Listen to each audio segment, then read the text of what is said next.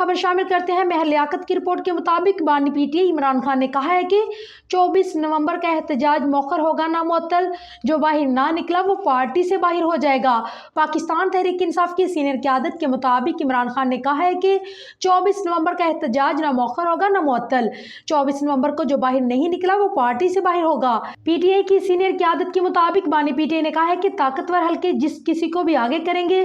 PTI की leadership committee उनसे 3 मुतालबात पर मुज़ाकरात करेगी। पीटीआई की क़यादत के मुताबिक इमरान खान ने कहा है कि कमेटी 3 मुतालबात 26वीं आईनी तरमीम के खात्मे और आइन की बहाली के अलावा मैंडेट की वापसी और तमाम बेगुनाह सियासी कैदियों की रिहाई पर बात करेगी।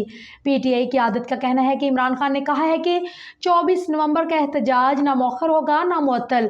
24 नवंबर को जो बाहर नहीं निकलेगा वो पार्टी से बाहर होगा। पार्टी में चाहे कोई कितना भी पुराना हो, बाहर ना निकला तो उसकी पार्टी में कोई जगह नहीं। पीटीआई के मार्च से निपटने की तैयारियां शुरू। रेंजर्स और एफसी के 9 एहलकार इस्लामाबाद तलब। ख्याल रहे कि आज वजीर आला केपी अली अमीन गंडापुर और चेयरमैन पीटीआई बैरिस्टर गौहर ने अडयाला जेल के बाहर 2 घंटे तक बानी पीटीआई से मुलाकात की। जेल कॉन्फ्रेंस रूम में मुलाकात पर बात की गई। इस मुलाकात के बायस 190 मिलियन पाउंड केस की समाअत भी ताखीर हुई। इमरान खान के वकील खालिद यूसुफ चौधरी ने कहा है कि बानी पीटीआई ने अली अमीन गंडापुर और बैरिस्टर गौहर से मुलाकात में मुज़ाकरात के लिए हामी भर ली है। उन्होंने कहा है कि अली अमीन गंडापुर और बैरिस्टर गौहर एजाज़त लेने आए थे। अगर राब्ता होता तो क्या मुज़ाकरात किए जाएं? उस पर इमरान खान ने कहा है कि मुज़ाकरात इनसे ही होंगे जिनके पास पावर है।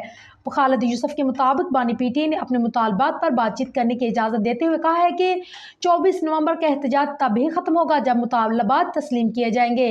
उन्होंने बताया कि अली अमीन गंडापुर ने एहतजाज की तैयारियों से मुतल्लिक बानी पीटीआई को आगाह किया है।